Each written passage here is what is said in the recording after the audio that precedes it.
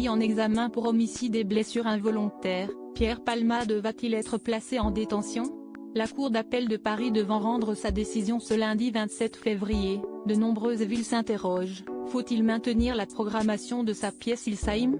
Un texte coécrit par l'humoriste de 54 ans et son ami Muriel Robin en 1996 devenu un incontournable du théâtre d'humour français, note le 12. 45 de M6, ce dimanche 26 février.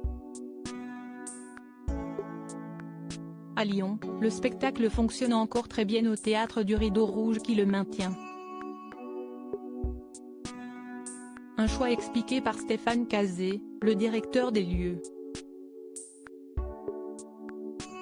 Il ne faut pas avoir dans notre attitude un soutien ou un acte politique, ou je ne sais quoi au juste, commence-t-il par déclarer à nos confrères. On est juste là pour proposer un spectacle humoristique que le public plébiscite. Si le public ne nous suivait plus, évidemment, on le déprogrammerait. À Nice, la pièce manque de spectateurs depuis le début de l'affaire Pierre Palmade, le 10 février dernier après que l'acteur percute un véhicule sous l'emprise de la cocaïne. Un terrible accident de la route faisant 3 blessés graves et une jeune femme de 7 mois y a perdu son bébé de 7 mois.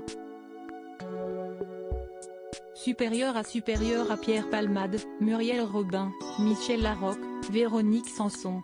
Les femmes de savaient l'affaire Pierre Palmade trop grave pour maintenir le spectacle à partir du moment où il y a eu l'accident. On n'a plus du tout eu de réservation donc on a préféré annuler la pièce et la reprendre fin mars en espérant que l'histoire se tasse un peu et que les gens préfèrent le texte que la personne, explique à nos confrères Coralie Russo, comédienne de la troupe Série Illimitée.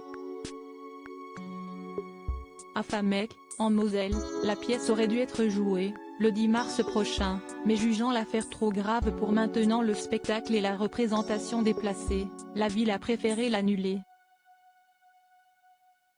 Michel Libegotte, le maire de la ville, a estimé que la place de la drogue dans ce fait divers était trop grave pour maintenir le spectacle. On est une ville qui essaie de combattre les addictions et les échanges de stupes dans un quartier en particulier, explique-t-il. Avant de conclure, je me voyais mal me dire, après tout, on conduit sous l'emprise de la cocaïne, on provoque un accident, il y a des drames en face et puis on fait un spectacle 10 jours après comme si de rien n'était. Crédit photo, Jack Tribeca.